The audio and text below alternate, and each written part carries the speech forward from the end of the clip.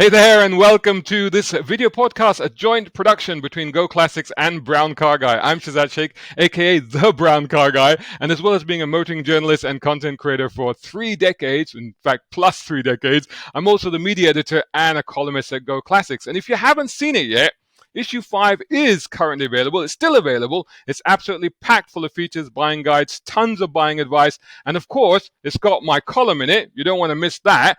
And I talk about the phenomenon of converting classic cars to electric. So don't miss that. Check it out. You can still get a copy. Head over to goclassics.co.uk now. You can get it in print or digital formats. You can read it straight away on your tablet, phone, whatever.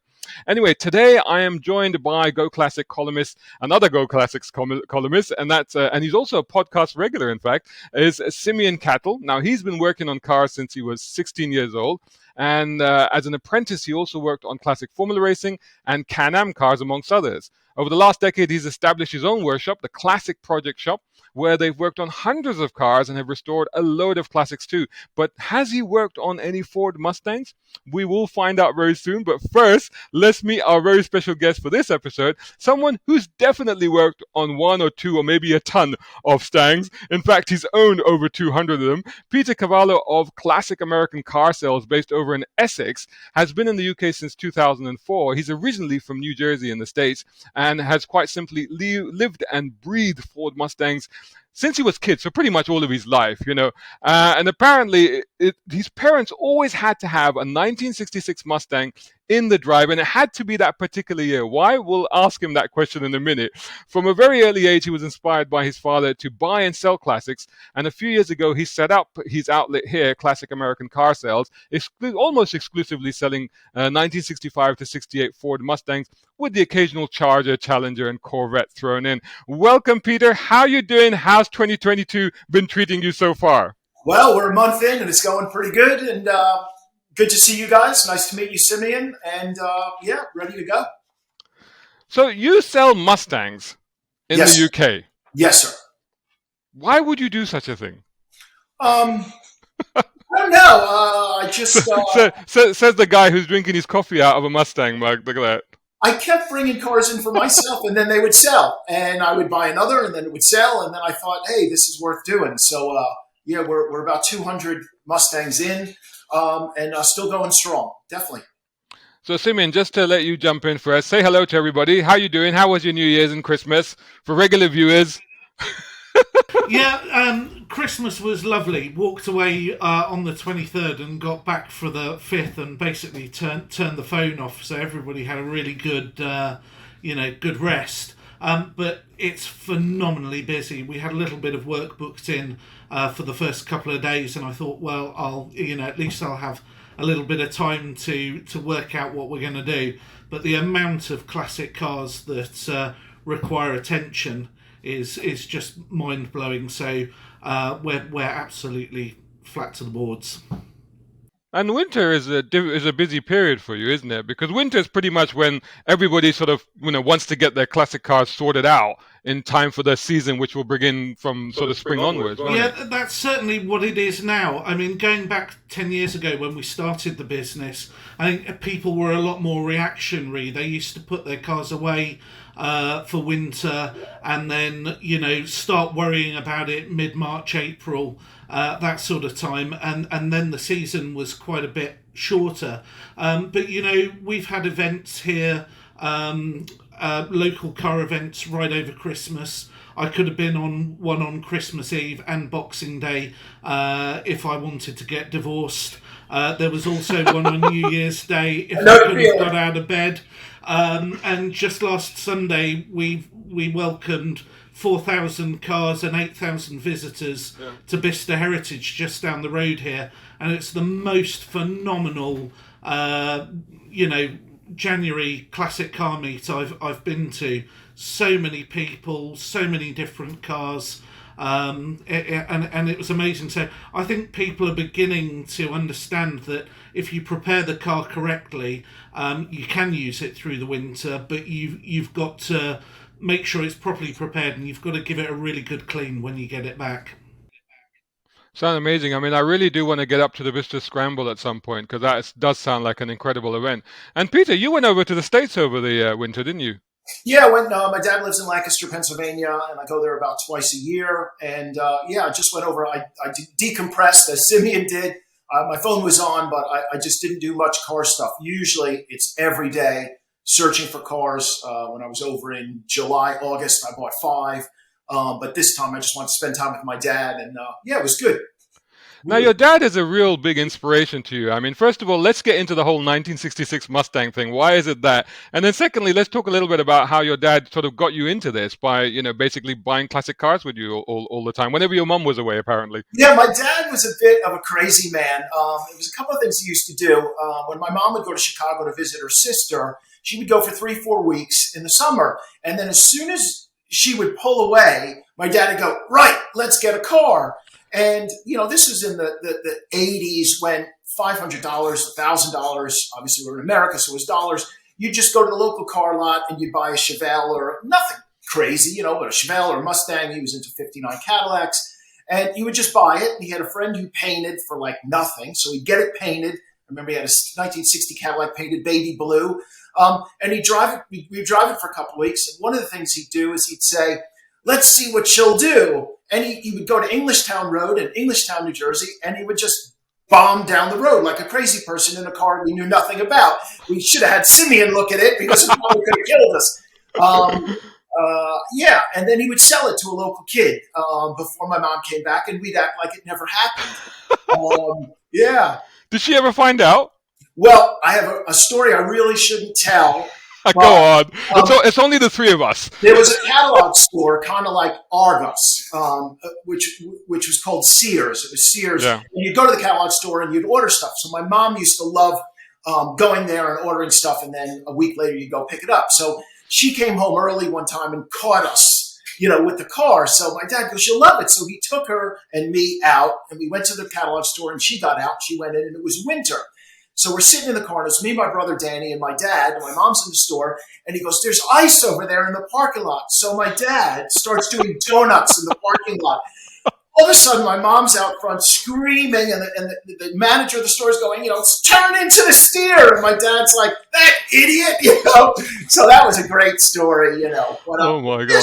She would find out occasionally, but this continued, up to the present day. He has a serious buying problem if he sees a classic. He's tried to buy some of mine and ship them back. And I said, no way. Absolutely. Yeah. Your dad sounds like an absolute legend. So what's with the 1966 thing? Why did it always have to be a 66 car? They loved, on a 66 Mustang coupe or convertible, there's a molding on the side that looks like that. It's 3 chrome fingers, and they just had to have that. And again, my dad would buy these cars for. My mom was involved in this. She liked the Mustangs as well. And he would buy these cars, and if it was a 65, they would just get the body guy to screw on the 66 emblem. So there's all these 65s driving around with 66 emblems that the owner's supposed to be like, who would do this? My dad. They had to have that. That's crazy. Yeah. So, Simeon, what about you? Have you worked on any Mustangs? What's your take on the Ford Mustang? Early Mustangs, I think they sort of lost their way between about 1968 and 2005, generally. But the early ones and this latest sort of 2 generations are fantastic. We see a couple of fastbacks in regularly. They're cars we've looked after for about 4 or 5 years. And I owned actually the worst notchback ever built, probably, which was a candy red 6-cylinder auto that I bought out of auction probably about 15 years ago, when I knew an awful lot less about Mustangs than I should have done, and just made all the mistakes that anybody could do. The head gasket was gone.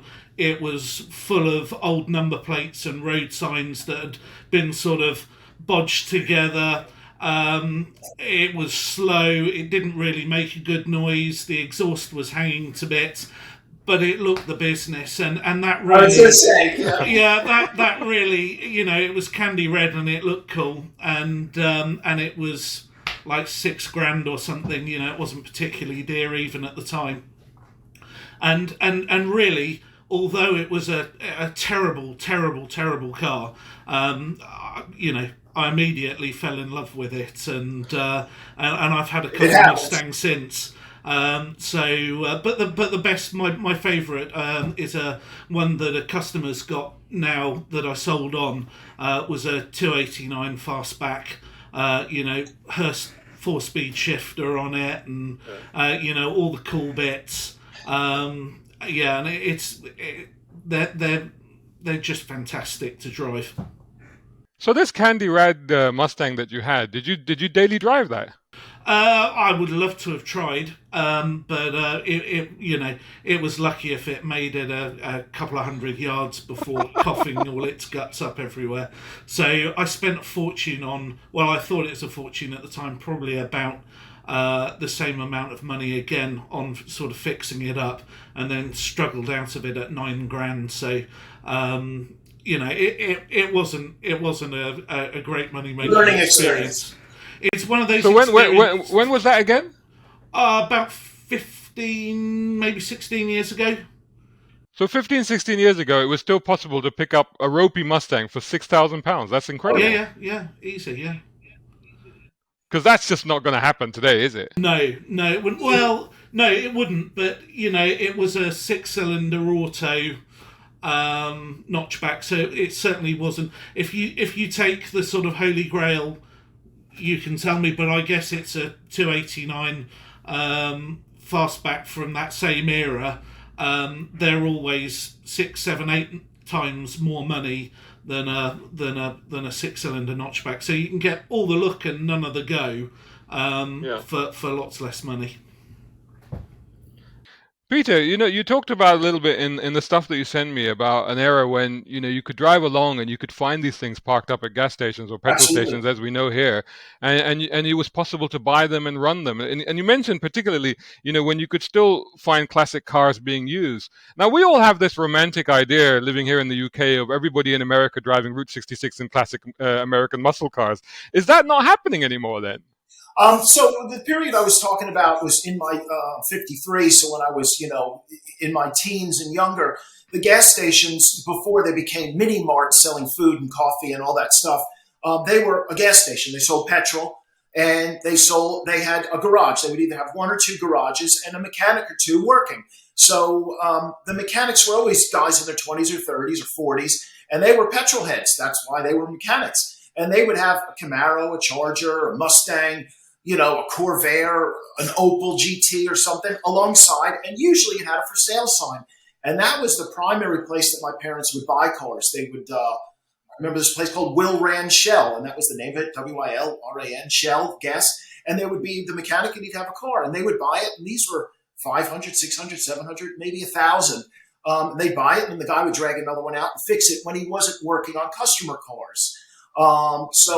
Even in Pennsylvania, that's a huge classic car area. You see on a Saturday and Sunday, you might see a dozen classics, but they're not going to the shop. You might go get a coffee, cars and coffee or something, but they're not in the supermarket car parks per se. But yeah, there are people driving them. Not many daily drivers. But what do you think stops people from daily driving these cars? I mean, one of the things that, and correct me if I'm wrong, but especially my experience of growing up in the Middle East, and particularly Saudi Arabia, there's a huge American car culture in the GCC area. And, particularly in Saudi Arabia, because, Saudi Aramco, the Americans came in, found the oil, and then we all had Dodge Power Wagons, GMC Suburban, stuff like that. In my era, when I was growing up in the Caprice Classics, Buick Park Avenues, absolutely, GMC Suburbans, they pretty much rule the road, Yes. And the amazing thing about those cars was, and this is interesting. It'll be interesting to come back to you on the Simeon. That the perception here is about quality and all these issues, but in the Middle East it was the reverse. Because you could have little faults like the trim or the electrics or whatever, but the fact that the drivetrain was so robust on those cars, you could do hundreds of thousands of miles across the desert in very, the climate is tough on a vehicle over there, but you knew these things were dependable. So the perception that I've always had is that surely they should still be usable because, inherently they're tough vehicles, aren't they? You're 100% correct. The Caprice that you mentioned, my grandfather was a Chevy salesman for, my whole life. Taxi cabs, police cars, you had the limit, the LTD and all that. Those are, as you said, I mean, a Mustang, you can have it run a V8 running on 6 cylinders. I just talked to someone the other day. He said he drag raced, not drag raced it, road raced his car. He's FIA racing, and felt he was down on power, and he did an entire race. He came in 7th or 8th. He took the engine apart. The cam was broken in half. So you're 100% right. And I've had a lot of these cars. I've driven a lot of these cars, and I think I can count on one hand, knock on wood for the future, how many times I've broken down. And when I say broken down, it's usually ran out of gas. Yeah. You normally don't have a failure of a transmission or an engine blows up.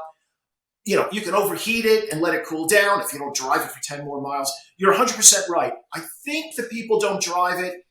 One thing I find is people restore a car, they spend 40, 50, 60, 70,000, and then they're afraid to drive it. It's too precious.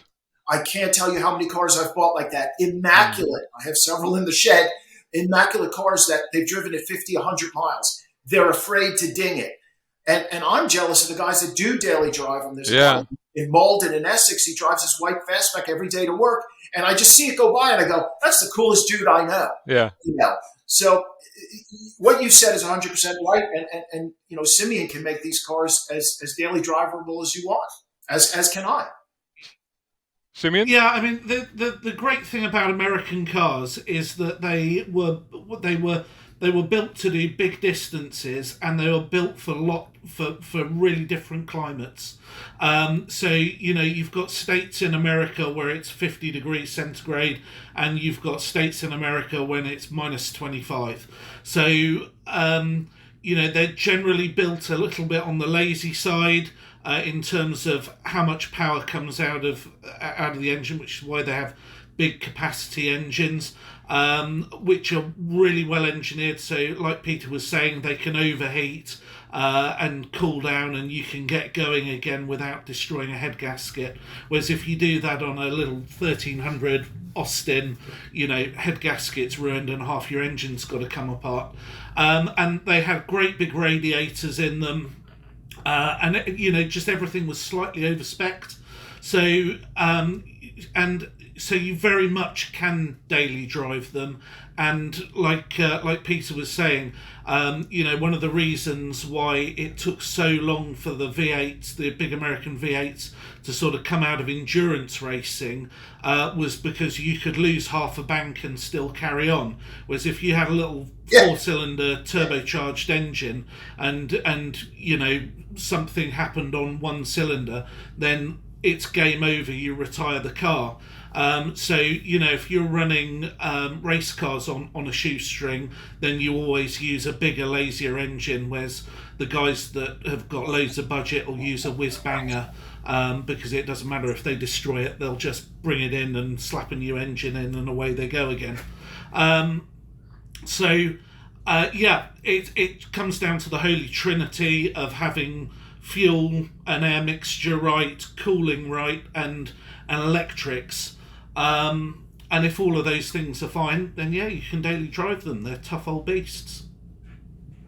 So, you just reminded me, I love watching the classic racing at Goodwood, Festival Speed or the Revival. Then you see the old, and every now and then you see the old American cars, and you see these big old things going around on, literally cornering on their door handles, but they're just going at it lap after lap after lap. They just seem indestructible and super powerful.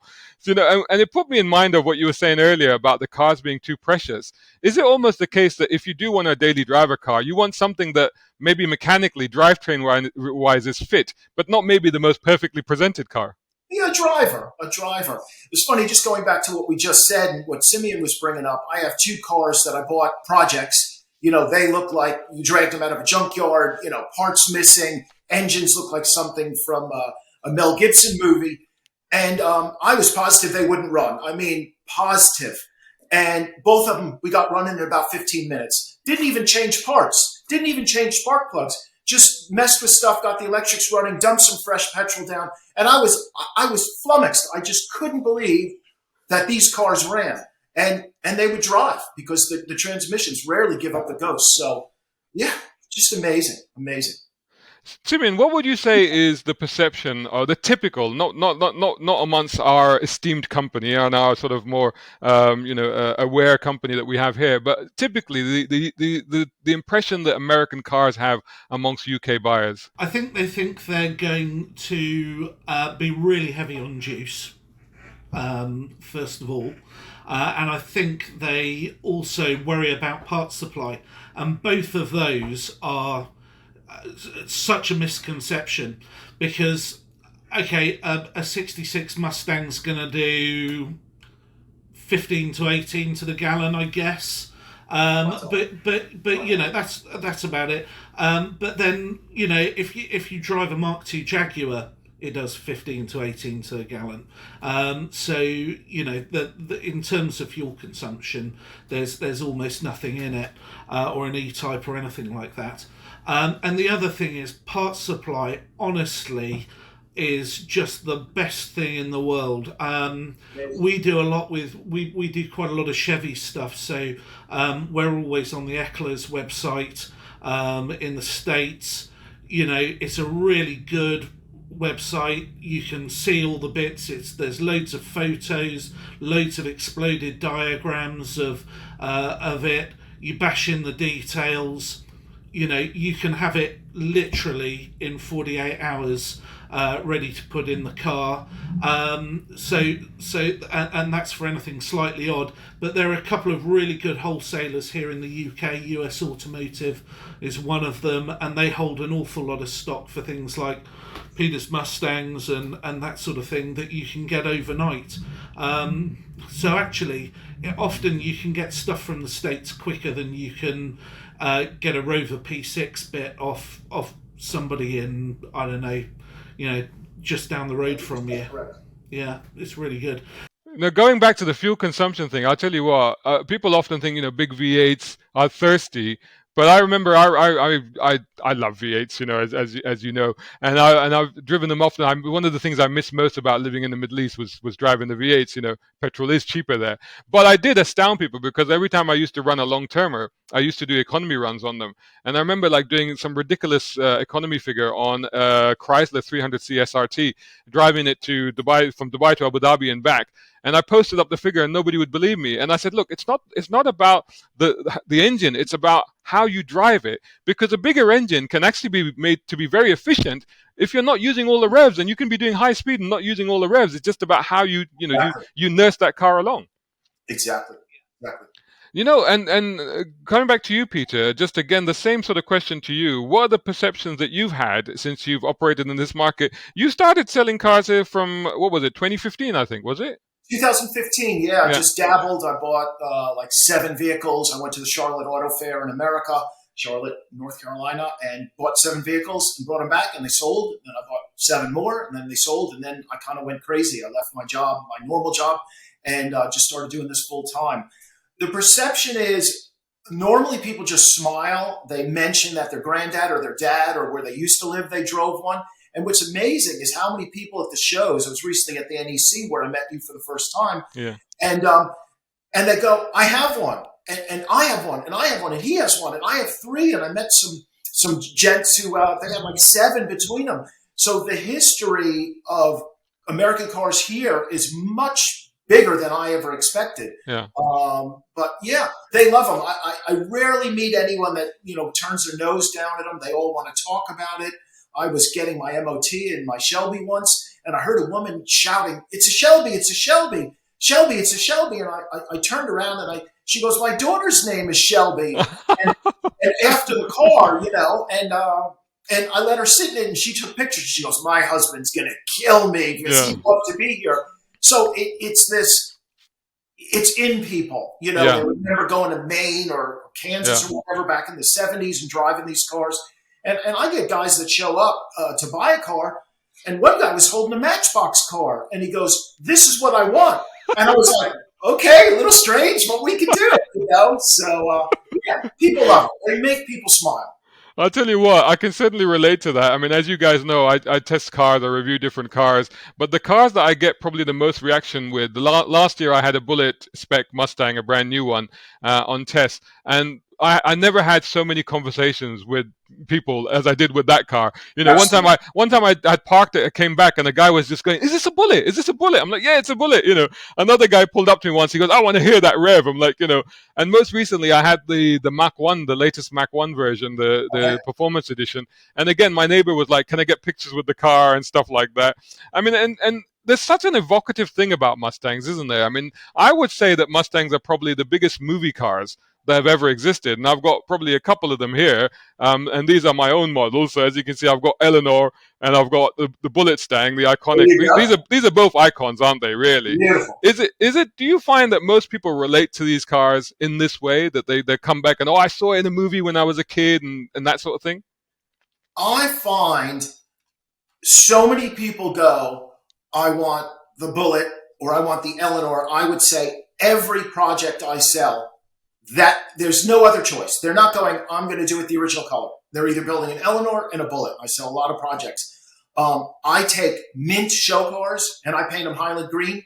I just did it with a red 68. I pulled off all the Shelby stuff. It's going to be a Bullet. I do it all the time.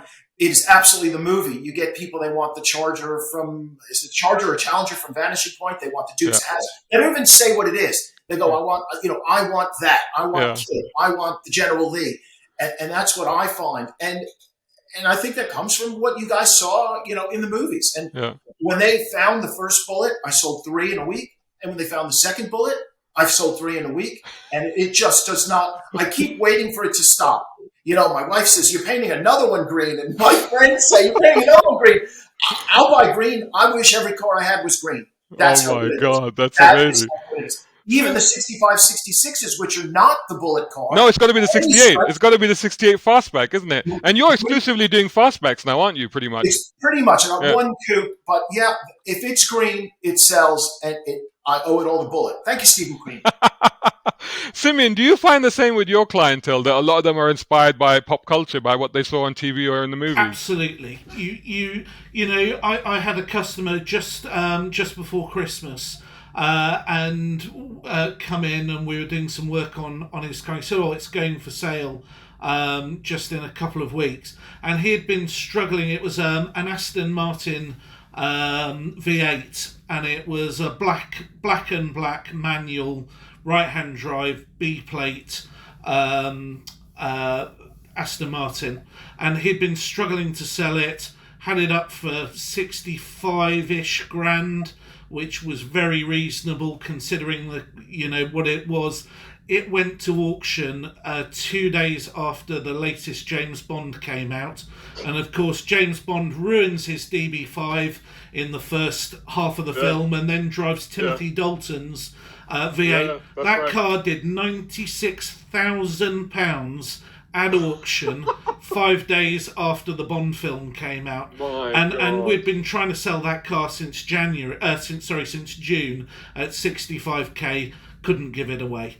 So the movies make the cars. There's no doubt about that. And even adverts. We've had people come in and ask us for a car that they've seen in an advert, or on the Funny Antiques collecting thing on the BBC, and oh, did you see last night's episode? They had this lovely little convertible on, and do you think you could find one of those for us? So yeah, movies, TVs, pop culture, long may it continue.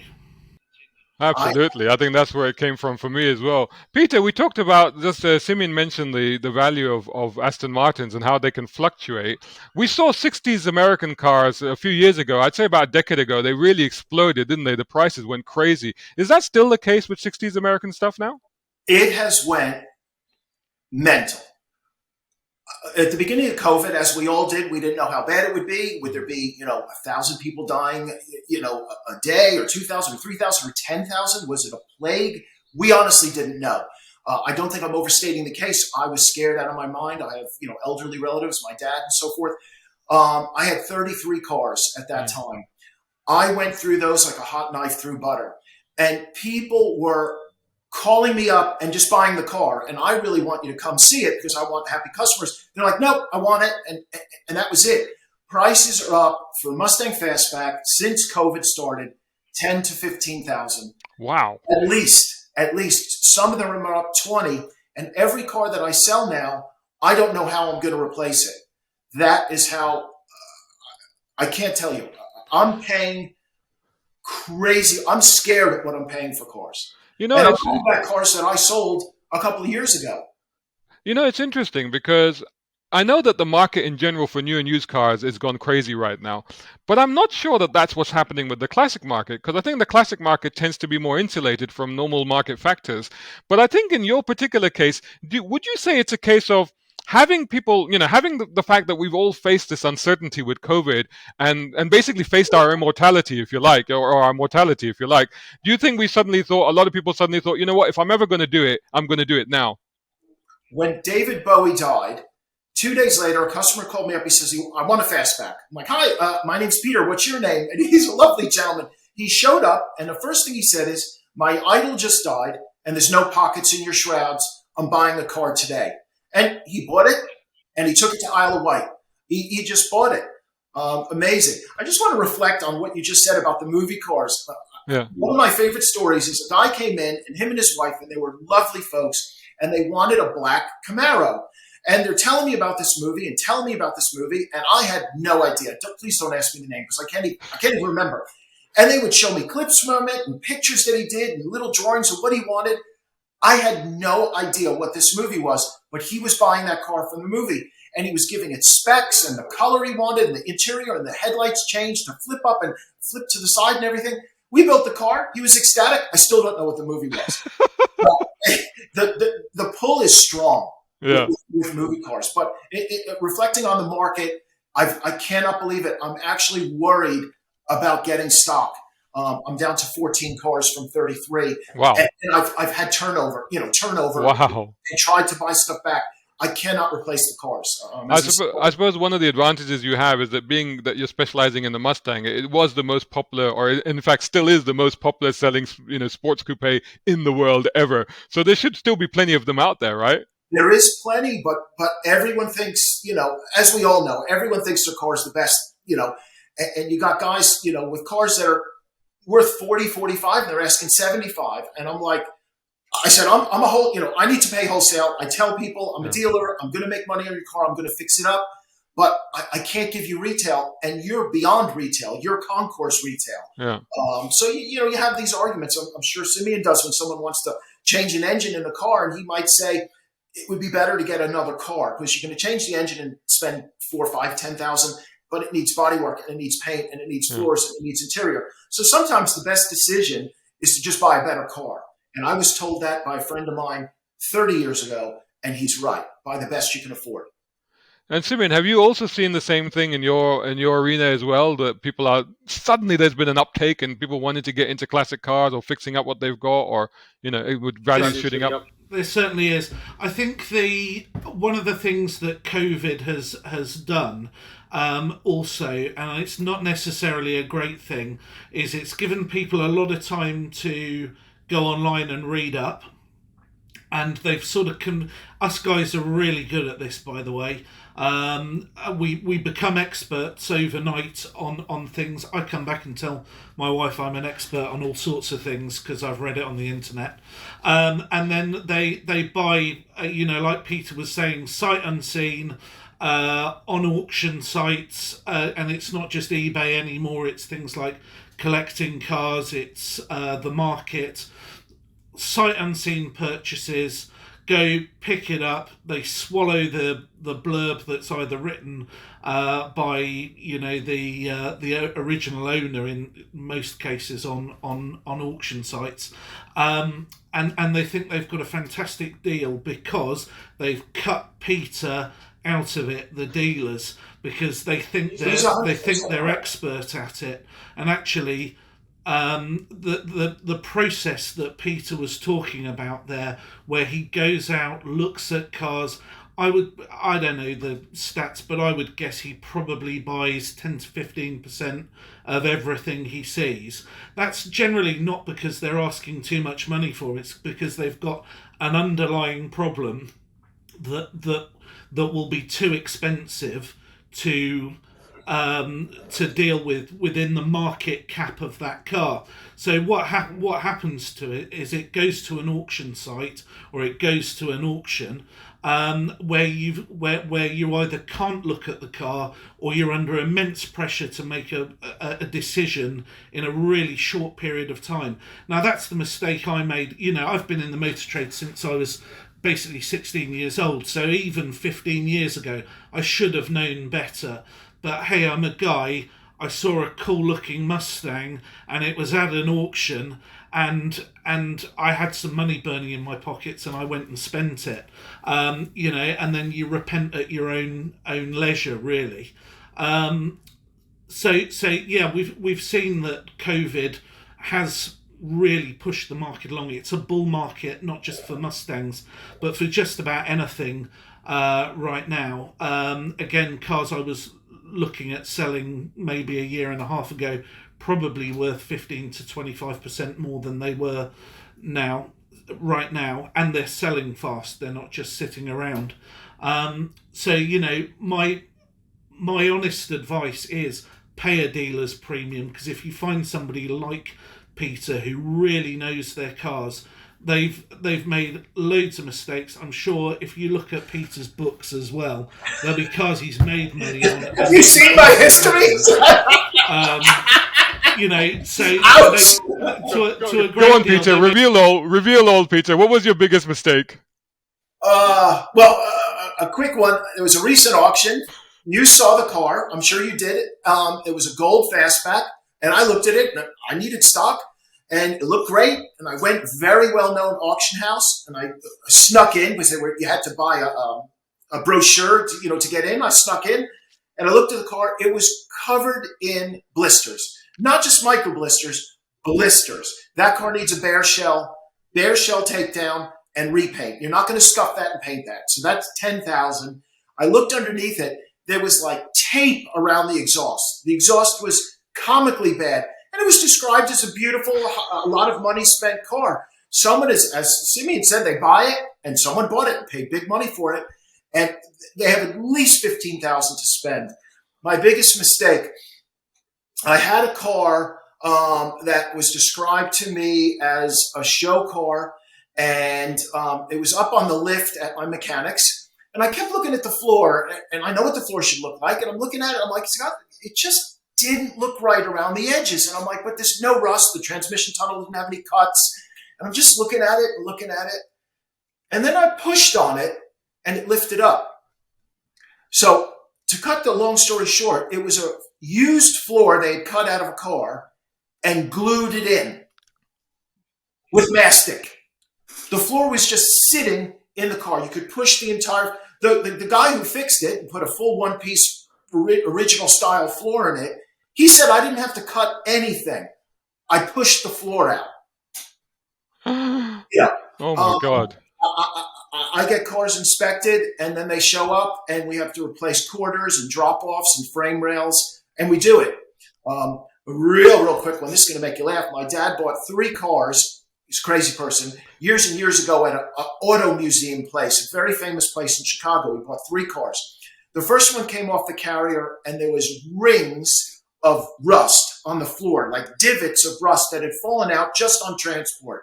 So that was a 69 Mach 1 that needed the bottom 10 inches replaced. But he had a pickup truck, and he ended up selling it to me for really cheap. It was a beautiful Chevy pickup truck, power steering, power brakes, automatic air, 60s, 68, 67. And I was under it one day, and the underneath was beautiful, and I'm looking at it. It's all black, very light undercoating. And there was a bit of orange or yellow. And I touched it. The frame rail was spray foam. They had spray foamed the frame rail and carefully trimmed it, sanded it, and painted it black. It was a death trap. Yeah, I sold it for $5,000 with full disclosure. But I had like 19,000 in it. Oh my God. So there's some real horror stories there, alerting people to not buy sight unseen and go to an expert. Coming back to I think we've learned that lesson. So coming back to cars themselves and coming back to values and looking beyond Mustangs as well, American cars, like I said, the 60s cars the value shot up a few years ago, and they're still going up, as you've already said. We've seen that with some of the 80s cars now, haven't we? We've seen that with the Bandit Trans Ams and stuff like that, where they've really gone crazy. Is that now beginning to happen with 90s cars and stuff? So, for example, the Camaro IROX Z28s and the Knight Rider Trans Ams, Grand stuff Nationals, Grand Nationals, the ZR1 Corvettes. Absolutely. I mean, every era, we look back to the 60s and the 70s. Guys now that are in their 30s and 40s making maybe 100,000 working for a bank, they're looking at when they were a kid in the 80s and the 90s. The Buick Regal Grand National is a great example, and the GNX and the Corvettes, the early Corvettes. Absolutely. The performance cars of the era. It's always going to be popular. I don't know what folks in 10 years are going to hark back to. Yeah. Remember the batteries in that Prius? Yeah. I don't know. But even things like, so for example, I remember I wasn't a huge fan of these, but the Fox Body Mustangs, those ones, right? And I was never a fan at the time, but apparently now they're big. They're changing for big money. I wanted one since I was 14 years old, and I bought one about 4 years ago. It was a police edition. Oh wow! SSP had all the history, and I had to buy it. I wanted it. I've always wanted a notchback 505 speed. And I had to buy it. I had to fulfill that dream, and I did. So, yeah. How was it? It was horrible. I drove it about 25 yards and decided I was a fool. It was very stock. It needed proper seats. It needed the rear diff changed from a 279. Yeah.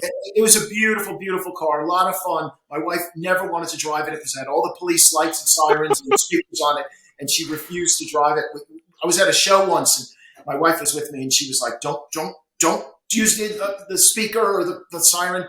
And then someone said, would you mind driving it around the ring in the center? Yeah. And my wife just put her head in her hands.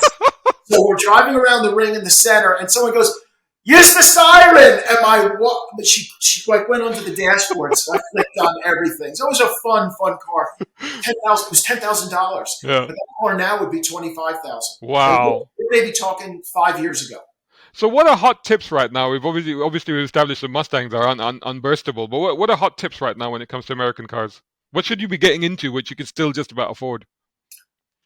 2-door, V8, and the Performance Edition. I always say, if you can't afford the Performance Edition, buy the 6-cylinder. They're tons of fun. Get the V8, get the Performance Edition, because the same as property, the standout car will always be in demand. If there's 10 IROC Zs, I want the 5.7 liter. I don't want the 302. I want the 5.7, the 350. So when you see a car, the big thing at the shows is people look in, oh, it's a 4-speed or it's a 5-speed. I'm not saying the automatic is not desirable, but get the thing that's a little different. The best color, the 2-door rather than the 4-door, the V8, the performance model, the manual. So what if you were to buy an American car at the moment, what sort of budget are you looking at? So for those people that are maybe just on the edge thinking about it, and they're like, well, I may have enough money, but I'm not sure. Can I buy it? Can I afford to run it? Can I afford to maintain it? Can I afford to insure it? In a sort of ballpark figure, what sort of budget are people looking at? I would say £20,000 should buy you a nice car. Not a fastback, not the most incredible model, but you'll get a V8, probably 15, in a non-Mustang, a Caprice or a Nova or something like that. 20 to 25 will get you a nice base model. It won't have the insane rims and all the disc brakes and the crazy 396 or 454 V8 or the hypo. But the Mustangs are now in the 70s, for the hot model and the best color and shiny and new. As far as maintenance, I'll leave that to Simeon. But an oil change once a year, a check over by a competent shop such as Simeon's, and you really, you don't have to do these crazy, full fluid changes and engine out services. Oil filter every couple of years, brake fluid and transmission fluid, and get it looked over. Change your brake cylinders if it needed. Preventive maintenance is much cheaper than fixing it after it goes wrong. And Simeon will be your expert on that. Simeon? Yeah, I mean, I always say with any collector's car, you've got to have a budget of £1,000 a year tucked away, because you often, especially if you've just bought it off Peter or something and it's been fully serviced and it's all, you probably won't spend that grand in the first year. You might not even spend it in the second year, but in the third year you're going to do maybe some tyres or brake cylinders or new caliper or something like that, and that'll about work out. So I always say, as a minimum, if you buy a really good and together car, £1,000 a year. If you buy something that's a bit more of a rolling project, then you've got that grand to spend a year, and you've probably got another two to slowly bring it up to standard. Mechanically, obviously, if you go and do paint work or interior retrim, you can blow 5-10 grand at a time doing those sorts of things. But yeah, that's about the size of it. Insurance is cheap. Somebody like Haggerty or any of the specialists all run American policies. Usually a couple of £100 a year max, really. And what was the other cost?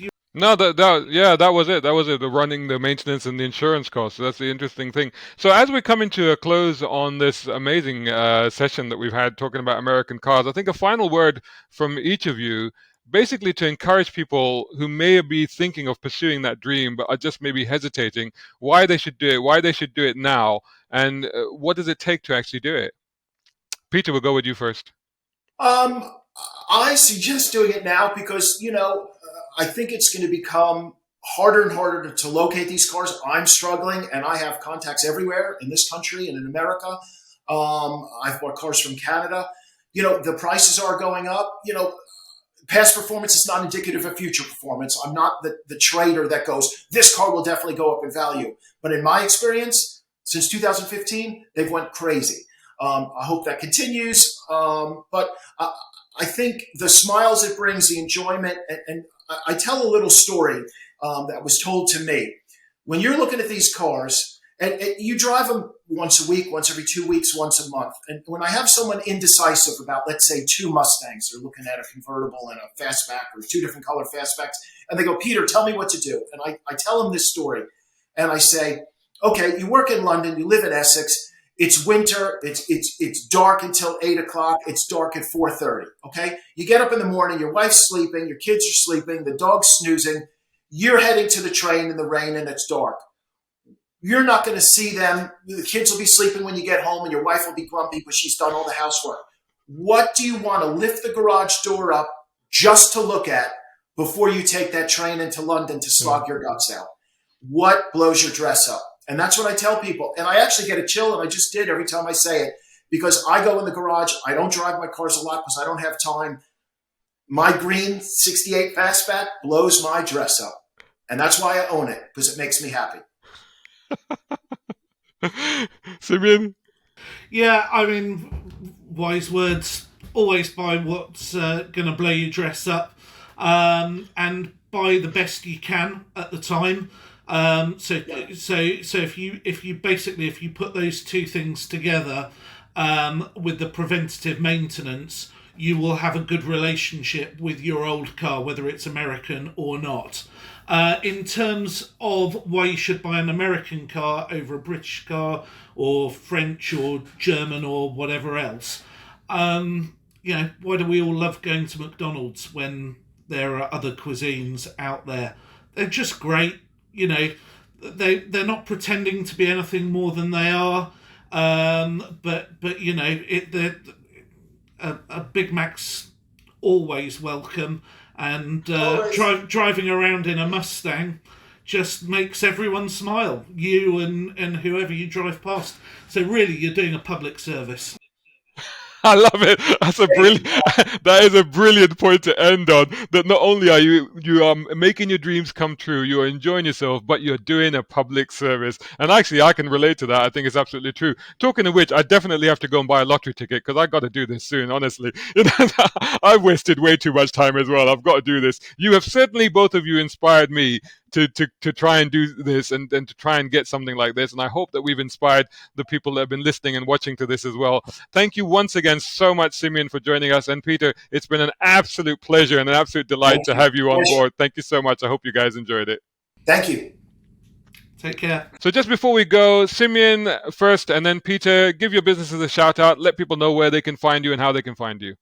Okay, so we're Project Shop. We are a general service and maintenance garage for all classic cars, American or not. Everything, you can see them up behind me, from a Volkswagen Beetle to an Aston Martin, anything in between.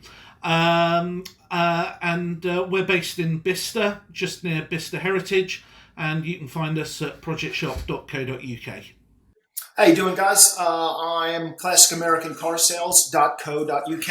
I search out, import, and repair classic Mustangs from 65 to 68 with an emphasis on fastbacks. And I also sell projects. I sell driver quality cars, and I sell show cars. And we can do any level of what you need to them. We can get them painted or fix whatever you want, or sell it just the way it is. Happy to talk to you, and we're located near Colchester in Essex. So you want something sleek and glamorous, and then check out the Jaguar E-Type featured in our launch issue, alongside many other features such as buying guides, owner's tips, and even how to buy your own first classic car. Go Classics is about the cars that you relate to, the cars that you've dreamed of, and the cars that you can own, run, and enjoy. At Go Classics, we'll tell you how. Go Classics is the most exciting car magazine on the shelves today, and it's out now. And you can get one by heading over to goclassics.co.uk, where you can find some of our fantastic limited time subscription offers. forget about the boring, the pompous, the self-important. If you want something new, Go Classics!